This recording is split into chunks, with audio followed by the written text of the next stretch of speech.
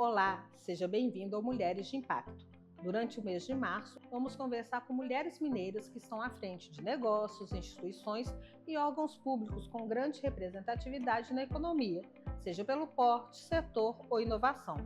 A nossa convidada de hoje é Eliane Ramos, nova presidente da ABRH Brasil, Associação Brasileira de Recursos Humanos. Com mais de 35 anos de experiência na gestão de talentos e desenvolvimento organizacional, Eliane construiu uma carreira de destaque e sua trajetória reflete um compromisso contínuo com a inovação e um impacto positivo em companhias de diferentes culturas e portes. Diretora regional da PI Grupo, empresa multinacional pioneira em arquitetura humana, atua ainda como vice-presidente da Seminas, Associação Comercial e Empresarial de Minas Gerais, e integra o Conselho das Mulheres do Brasil.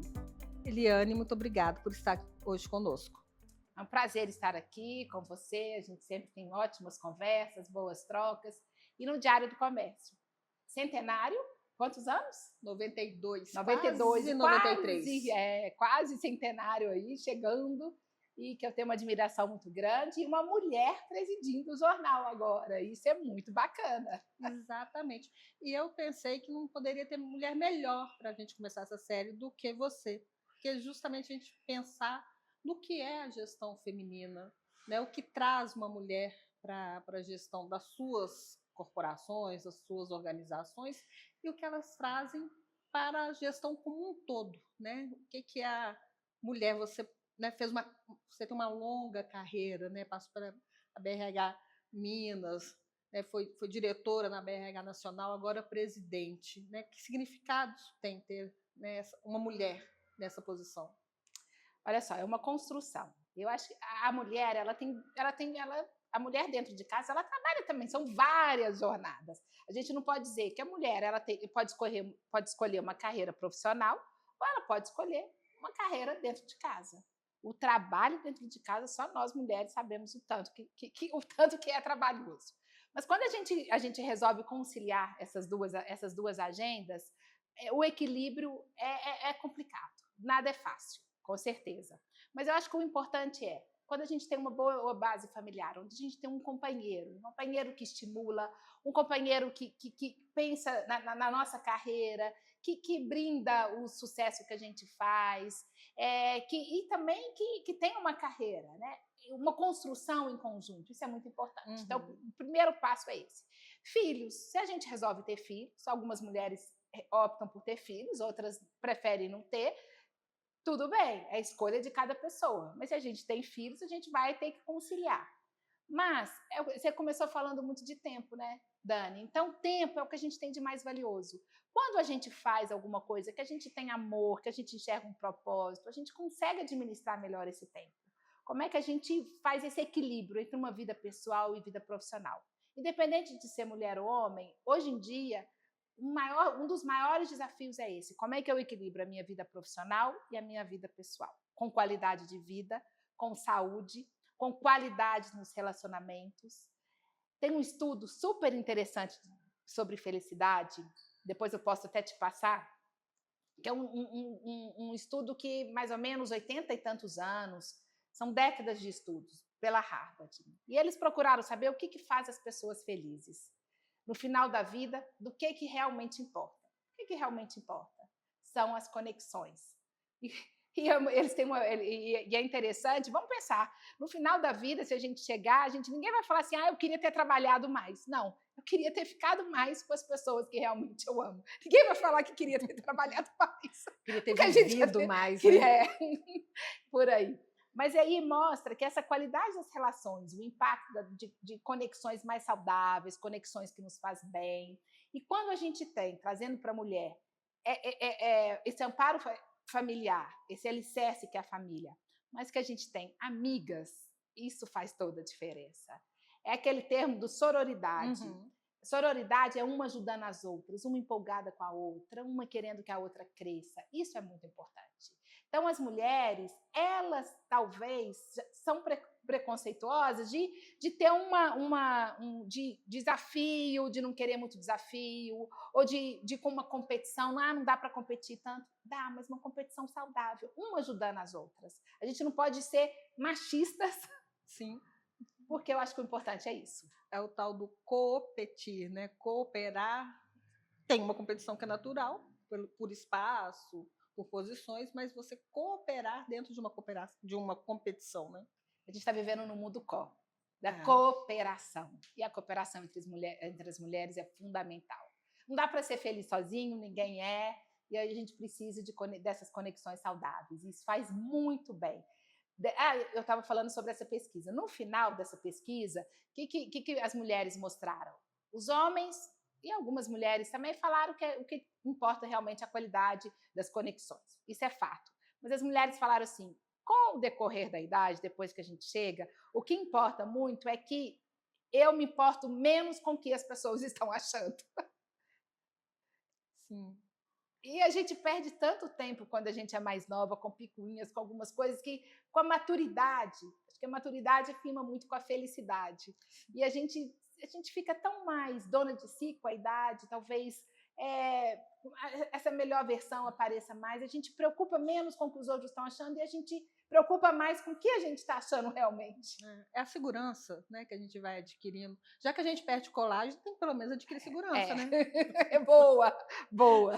Já que o colágeno a gente não consegue segurar mesmo, então que venha a segurança. E talvez seja justamente isso que a mulher tenha a acrescentar no mundo da gestão, essa capacidade de se equilibrar entre esses muitos pratos, né, muitas versões que a gente tem num dia só. Porque os homens são mais acostumados realmente ao mundo do trabalho, né? E a gente tem que ficar... os meus pais, um equilíbrio interessante, né? Eles são de uma época em que a mulher ficava em casa, né? Mas o meu pai, ele disse que ele era o ministro da Fazenda, mas quem fazia a gestão era minha mãe, que se não fosse a minha mãe, eu não teria colocado filho na escola, não teria construído, porque ela fazia a gestão. Ele ganhava o dinheiro, mas não sabia para onde ia, mas ele sabe que ele construiu, que ele cresceu na vida, que ele estudou os filhos. Então, esse equilíbrio talvez seja o que mais as mulheres possam acrescentar à gestão como um todo, né? Independente de quem esteja nesse papel e onde esteja, né? Aquele velho ditado, vamos trocar um pouco. Ao lado de toda grande mulher existe um grande homem. Ela que faz essa gestão. Com certeza. E pensando agora, né, você assumiu a presidência da ABRH Nacional.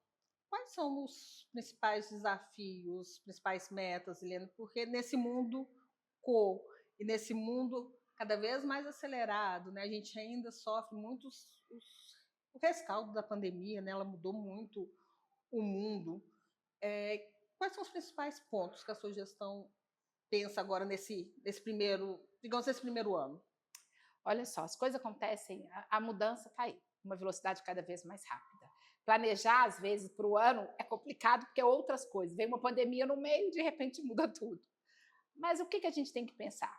Num mundo cada vez mais tecnológico, um mundo muito volátil, onde as mudanças acontecem cada vez numa velocidade mais rápida, a gente tem que se adaptar a esse novo cenário, a gente tem que ser resiliente, mas resiliente no sentido da adaptabilidade. Como é que a gente pode entender, fazer leituras de cenários para entender esse mercado, um mercado também volátil, um mercado econômico, um mercado inseguro.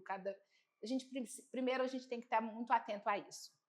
Agora, é muito importante, uma das coisas que a gente quer trabalhar bastante, a tecnologia está aí, a inteligência artificial está aí. Igual esse aparelhinho, os smartphones veio para ficar, a tecnologia não tem, cada vez vai evoluir mais, inteligência artificial, isso vai fazer parte. Mas a gente tem que se preocupar mais com esse lado humano. O que é realmente essencial quando eu trouxe esses dados dessa pesquisa, o que realmente é essencial e que move as pessoas. Então, é essa qualidade dos relacionamentos, mas, primeiro, esse olhar para si. Que talvez essa culpa fica menor com a nossa maturidade, porque a gente tem um autoconhecimento maior, que eu acho que é uma jornada, não é? É uma jornada que a gente passa desse autoconhecimento. Então, esse olhar para si, esse olhar para entender até onde você dá conta, como é que você vai se posicionar. Mas um olhar muito para si, desse autoconhecimento, com autocuidado também. Por quê? O adoecimento está cada vez mais... E o adoecimento, o trabalho pode ter um impacto no adoecimento, não é só o trabalho, mas o trabalho tem um impacto, já que a gente passa... Se a gente está vivendo num ambiente tóxico, a gente não tem como separar. Tem uma série até que é a ruptura. Não sei se você já viu, essa série mostra que ele chega do trabalho, ele esquece tudo que está em casa. Quem dera, né? Quem dera, e vice-versa. Não existe, não tem como. A gente leva, a gente é uma mistura disso tudo. E um cuidado que a gente está agora com a NR1 é o problema da saúde mental. É o burnout, é a violência contra a mulher, é o assédio moral. E isso acontece, a gente acha que não acontece em todos os níveis. Mas mulheres e homens, as pessoas estão... O problema da saúde mental, do impacto das mudanças, tem repercutido muito na saúde das pessoas, porque a saúde não é só uma ausência de doença, é uma saúde física, social e mental. Então, o burnout, o estresse faz parte da vida. Não tem jeito, a vida não são só coisas boas. A gente tem o estresse que faz parte, a gente tem as notícias ruins que chegam, mas como é que a gente lida com isso? A gente vai ficar nesse momento do estresse, que ele vai evoluindo cada vez mais, ou a gente vai, que é o hormônio do cortisol, cada vez, ou a gente vai trazer mais leveza para a coisa, deixar passar, tomar as decisões, ver que tudo passa. Então, enfim, como que cada um está lidando com esses problemas? E aí é o impacto na saúde mental. Essa questão da nova norma, aliás, não é nem uma nova norma, né? É uma norma que vai sendo crescida, né? Vai estar evoluindo e traz essa questão agora dos riscos psicossociais como uma responsabilidade da empresa, né? Ela tem não só que mapear, monitorar e agir sobre, né? Então, assim, se a gente tivesse essa conversa antes da pandemia, esse assunto talvez não aparecesse dessa forma, né? Então, assim, olha o tamanho da coisa, porque quando vira lei é porque já teve muita história, né? Porque o índice está aumentando bastante. E pós-pandemia cresceu muito mais. E aí a gente está vivendo esse mundo. E, Dani, a liderança tem um impacto muito grande. Quando a gente fala de gestão de pessoas não é aquele profissional que está ali como profissional de gestão de pessoas. Todo líder, todo humano é um gestor de pessoas. O tempo inteiro ele está interagindo. Dá para ser feliz sozinho? A pandemia, já que você trouxe a pandemia, não dá. Ninguém consegue virar. Somos seres sociais. Ninguém consegue ficar isolado. Então, a partir do momento que a gente está se conectando com as pessoas, a gente precisa dessa retroalimentação, a gente precisa desse relacionamento e a gente precisa de se sentir acolhida num ambiente seguro. E a liderança tem um impacto muito grande nisso. Quando a gente traz, né, os problemas psicossociais, é a liderança que está ali na linha de frente, não é a área de RH. Então, é ele que está conduzindo, ele que está motivando, ele que está inspirando. E o grande gargalo, assim, o grande desafio, em todas as pesquisas aparecem, ano após ano, é a capacitação da liderança. Como é que eu capacito? Agora, se essa liderança não tiver esse autocuidado, não tiver esse autoconhecimento, como é que ele vai cuidar do outro? Não tem como. Aí ele não dá conta. E a nossa geração, a gente não foi ensinado a isso, né? A gente está meio que trocando mesmo o pneu com o carro andando, porque a gente vem de gerações acostumadas ao comando e controle. Né? E a gente teve a pandemia, teve o surgimento já existia, mas era muito pouco, e não estava nem regulamentada a questão do trabalho remoto, né? A gente foi acompanhando a mudança da legislação para atender às necessidades das empresas e para atender a segurança sanitária das pessoas. Depois disso, tem essa coisa do híbrido, né, que está mal parada também, né, ao mesmo tempo que descobriu-se que funciona, mas as empresas querem que as pessoas voltem, tem uma briga, né, é muito engraçado, né, as pesquisas, né, os trabalhadores querem o híbrido, as empresas querem os trabalhadores felizes, mas não querem o híbrido. Mudou muito, vem mudando muito rapidamente, né, assim, e o quanto que a gente, como formar essa liderança que está vivendo isso, porque ele é agente, mas ele é também alvo dessas mudanças, né? Ele não está imune às mudanças, ele também está com medo, ele também quer o híbrido, ele como pessoa física também quer o híbrido, ele está com medo, aí a economia dá umas voltas, de vez em quando capota, né? Então, assim, como fazer com que esse gestor tenha realmente fôlego para cuidar de si e cuidar dos outros, sem esquecer que tem que dar lucro. Né? Claro. A empresa tem que continuar dando lucro. Né? E aí haja profissionais de RH para fazer isso que também estão nessa roda viva, né? Também Sim, estão aprendendo estão junto, né? aprendendo. Liderar é sobre inspirar outras pessoas, é cuidar de outras pessoas. E a gente vê pelas pesquisas que os jovens não estão querendo muito ser líderes, não. Porque tem uma Pois é. responsabilidade de si e uma responsabilidade do outro. Para que eu vou? Ele está buscando muito mais qualidade de vida. Então, são coisas que a gente tem que pensar. Quando a gente se conheceu, a gente falava em recursos humanos e RH 2.0 É, era o que havia de mais moderno. Depois de recursos humanos, eu já vi departamento de pessoas, gente, felicidade, o é. nome já, né, alguns nomes em inglês que quando a gente traduzia, a gente ficava pensando o que é isso mesmo, né? O RH já saiu do 2.0, se aproximou, né, da alta diretoria, né, do C-Level. A gente já está no RH 4.0, que é essa aplicação da tecnologia, né, É. mesmo a favor, né, do profissional e a favor da empresa. O que vem mais pela frente? Como que faz para esse profissional, no meio desse mundo maluco, acompanhar tudo isso e seguir sendo esse profissional que o mundo precisa? Olha, o RH tem que sentar na mesa da tomada de decisão. Ele vai, ele vai trazer esse lado mais humano, esse lado da gestão de pessoas, mas ele tem que entender do negócio, ele tem que entender do financeiro, ele tem que entender da logística, ele tem que entender desse todo, ele tem que ter esse perfil mais generalista. Claro, mas com um cuidado muito das pessoas. Mas se ele não entender do negócio, é aquela história, né? O Simon Sinek fala, se 100% das pessoas, dos meus clientes são pessoas, se 100% dos meus clientes são pessoas, se eu não entender de gente, eu não entendo do negócio. Então, ele vai entender de gente, mas ele tem que falar a linguagem do negócio para sentar na mesa junto com o CEO para discutir. Nós vamos fazer um investimento, nós vamos comprar uma fábrica, nós vamos abrir capital. O RH tem que entender disso tudo. Ele tem que entender do negócio, isso é fundamental. O RH, e para todas as áreas. Algumas vezes, Dani, as pessoas falam assim, o que você acha que eu poderia fazer para desenvolvimento da carreira? Aí o RH me pergunta, eu falo, vai fazer um curso de finanças. Mas de finanças, é isso que você precisa.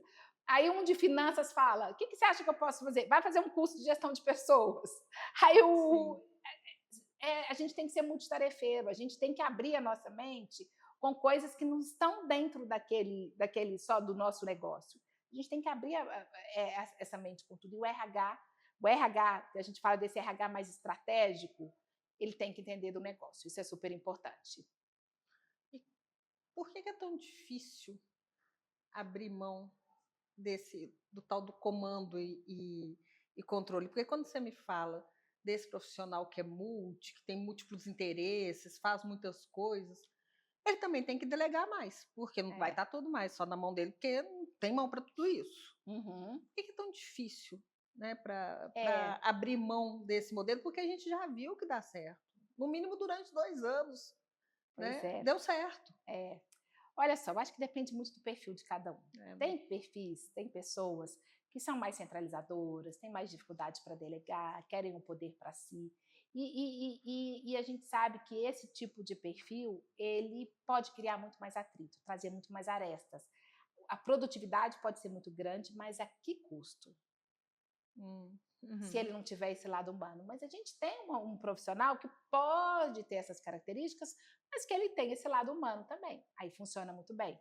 Por isso que a gente fala hoje de uma liderança mais consciente, uma liderança mais humanizada, essa liderança mais empática, essa liderança de trazer o outro para o processo da tomada de decisão, de entender que todas as pessoas fazem parte desse time e de tirar o melhor de cada um. A liderança é muito isso.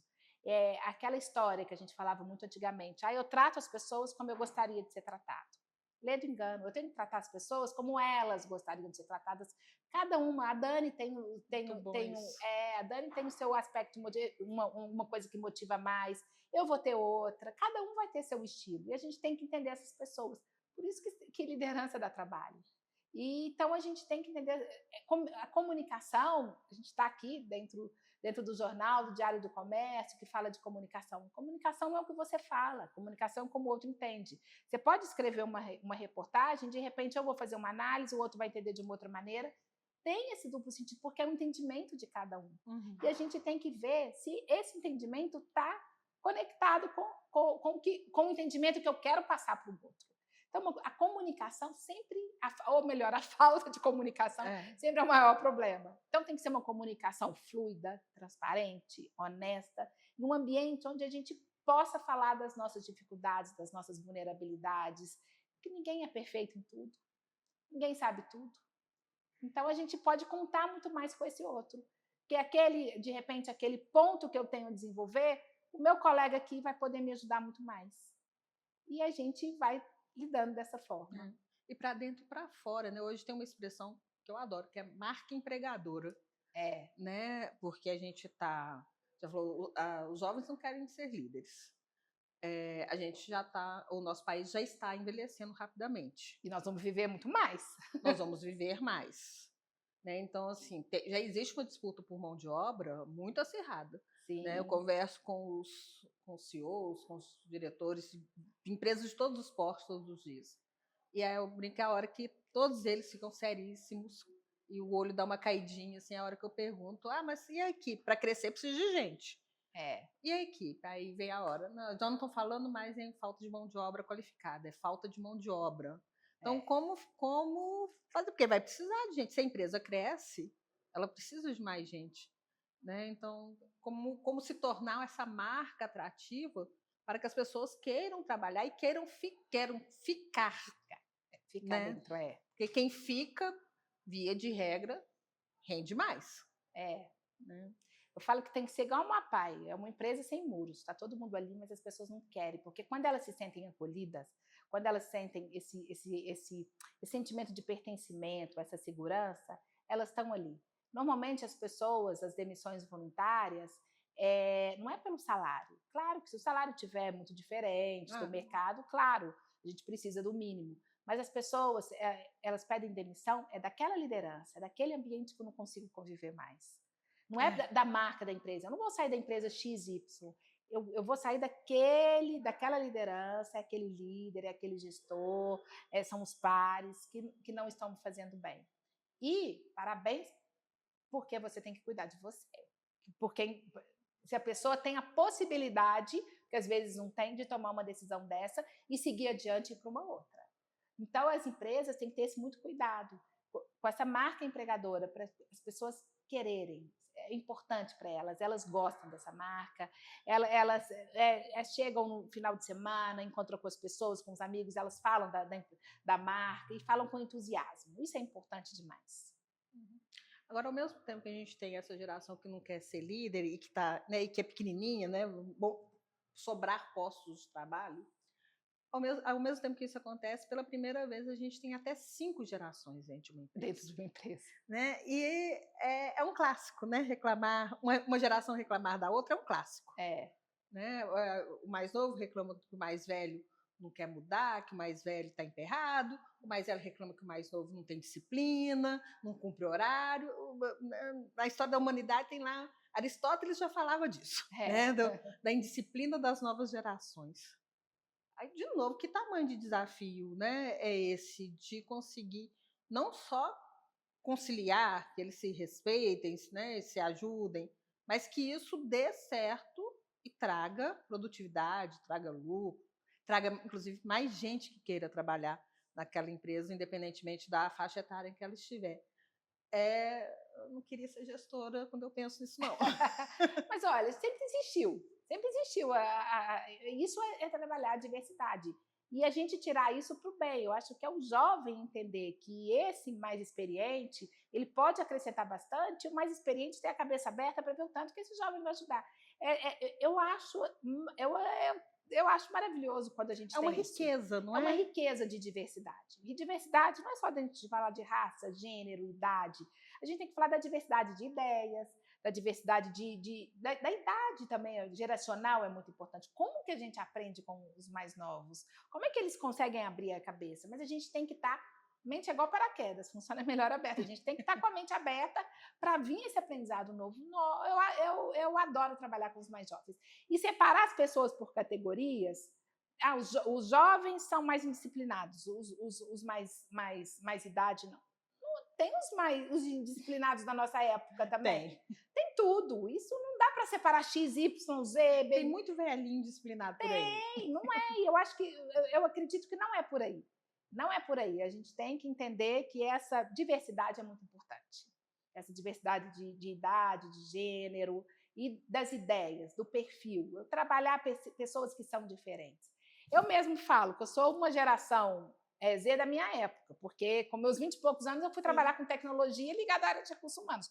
As pessoas achavam que isso tá aí. Hoje em dia, já estou. O que essa doida está fazendo? O que essa doida está fazendo? Psicóloga, trabalhar com tecnologia que está ligada a... Bom, tá aí. 30 e poucos anos com a minha empresa. Então, acho que é isso. É a gente acreditar, a gente ter coragem. A gente ter coragem para seguir em frente, coragem para caminhar, mas sabendo que a gente precisa de pessoas do bem, pessoas que a gente confia, pessoas que estejam sintonizadas e conectadas com a gente. E a diversidade é isso como um todo, né? Gênero, faixa etária, escolhas, né? Opções, jeitos de viver, né? Que sempre vão agregar. Assim, aquilo que eu ainda não vi, o outro está vendo e vice-versa, né? Abertura para esse aprendizado, isso é muito importante. Mas é esse desafio mesmo do gestor facilitar essa conversa, né? Que já não é diálogo mais, né? É uma conversa múltipla, né? Então, ele conseguir facilitar, talvez a próxima palavra, né? Que a gente estava brincando, né? O RH já foi tantas coisas, o departamento já foi tantas coisas, e talvez a próxima palavra seja essa, né? De facilitador. Facilitador, adaptabilidade, a gente adaptar a esses novos cenários. Porque eu já fui empregada, já fui colaboradora, já fui parceira. Ótimo, olha quanta experiência que você traz. Sempre CLT, mas como que foi realmente a visão sobre o trabalho e o trabalhador foi mudando, e a visão sobre o trabalho e a liderança, né, que já foi chefe, já foi líder, talvez a próxima palavra seja algo em torno disso, né, de facilitador dessa convivência, né? E depois de uma certa idade, o repertório que a gente traz é o que nos diferencia, essa jornada e essa característica da gente ser muito mais menos exigente com a gente, sabendo que a gente tem os nossos pontos mais frágeis, pontos a desenvolver, e que a gente está aí buscando. Recentemente, Liane, eu estava conversando com uma pessoa que trabalha com internacionalização de negócios. E aí ele me deu alguns dados e ele falou sobre o quão bem-quistos são os gestores brasileiros no exterior. A gente fala muito dos esportistas, dos cientistas brasileiros, né? E é notório, né? Os números mostram o tanto de talento que a gente exporta. E também, mas eu não tinha essa dimensão dos gestores. E ele estava explicando que é justamente isso, o Brasil não é para amadores. Então, se você fizer boa gestão do Brasil, você tende a fazer nos lugares mais organizados também, porque é essa coisa de conseguir se adaptar, né? E pensar rápido, não ter medo da inovação, não ter medo de uma solução nova, porque o Brasil exige isso da gente. O Brasil é diverso, né? Isso é maravilhoso. É diverso e complexo, né? Não se limita à diversidade, ainda é complexo. Mas o que não é complexo? Fala bem. Então, assim, fiquei pensando depois disso que ele estava contando, né? O que a gente, como brasileiros, né? Eu te perguntei no nosso caso, né? O que as mulheres têm a oferecer à gestão, né? A ideia de gestão. O que os brasileiros têm a oferecer para o mundo, né? Em termos de gestão, o que a gente pode falar? Olha, isso aqui é Brasil, e batendo o peito para que o mundo aproveite, para que o mundo seja esse lugar mais tranquilo, né? Mais seguro para a gente viver. Isso depende muito de pessoa para pessoa, mas o que a gente pode trazer do lado da mulher e do lado desse líder? Talvez esse cuidado maior com o outro, essa vontade de interagir com mais empatia, com mais humanidade, esse lado da resiliência, e que os maduros têm muito disso. Quanto problema que a gente já teve, quanto, né, você falou dessa complexidade, quantos momentos complexos que a gente já viveu e a gente está aí. Então, eu acho que é uma característica, uma mistura disso tudo, é uma mistura desses comportamentos e de lidar com esse incerto, de lidar com esse ambiente, às vezes, caótico aí, igual veio a Covid, veio. Então, essa característica da resiliência organizacional, que é muito importante, a resiliência de si mesma, mas focado no negócio, de momentos diferentes. E isso, diferente de Brasil, isso é mundo hoje. Cada vez com mais intensidade. Então, são esses com coragem, com determinação, com resiliência, que vão conseguir sobreviver nesse mundo incerto. E a Covid é mesmo um ponto de inflexão nessa história, né? Eu nunca imaginei cervejaria parando linha de produção, e olha que nunca se vendeu tanto cerveja como naqueles anos, para fazer álcool em gel. Nem siderúrgica preocupada em fazer hospital. Né? Teve um momento em que as empresas se tornaram o lugar que a gente mais confiava, né? Porque no século XX a gente aprendeu muito a desconfiar das empresas. Né? Os trabalhadores desconfiavam das empresas. E houve um momento, por motivos diversos, que, né, a gente tinha dúvida do Ministério da Saúde, da OMS, e as empresas se tornaram aquele lugar que a gente, inclusive, buscava informação segura. Né? Então, assim, como que tudo isso transformou as empresas e como que o RH tem uma função realmente estratégica, né, para que essa mudança seja para melhor e seja perene, né? Que a gente não esqueça, que às vezes eu tenho uma impressão muito grande que a gente está esquecendo o quanto que a gente sofreu na pandemia. Né? Mas para que a gente não esqueça e realmente faça disso legado, acho que não tem. Mas aprendizado tem, né? Aprendizado tem. A pandemia é igual uma guerra, né? Pensa na primeira guerra, pós-guerra, como que mudou, é isso. É isso. É a mesma coisa. A gente já está indo para o finalzinho. Eu podia ficar aqui conversando o resto do dia numa boa. Mas a gente já está no finalzinho e eu queria que você já deu vários, mas que se você pudesse dar um conselho, né, para esses líderes que estão aí sobrevivendo e aprendendo e indo à luta. Pudesse dar um conselho para eles, o que você diria? Olha, isso aqui é fundamental para a gente viver nesse mundo cuja única constância é a mudança. Olha, o que eu falaria? Resiliência, coragem para seguir em frente. Mas, talvez, assim, o cuidado com o outro, o cuidado das suas conexões. O cuidado que sejam com a sua família, no local de trabalho, e que você esteja sempre presente onde você estiver, que as redes sociais, a grama do vizinho sempre é mais verde, que você não compare a sua vida com a grama do vizinho. Todo mundo, cada um no seu canto passa seu tanto, tem as suas dificuldades, mas que você olhe para si e pense o que você pode fazer para mudar naquele momento. Mas sempre cercado de pessoas do bem, pessoas que fazem bem para você. Então, não desperdice esses momentos com seus amigos, com a sua família, num happy hour com os colegas de trabalho. Né? Valorize a qualidade dos seus relacionamentos, porque no final da vida é isso que vai valer. Com certeza, você me fez lembrar uma vez, duvido que você vai lembrar, mas uma vez eu precisava de uma fonte para uma entrevista.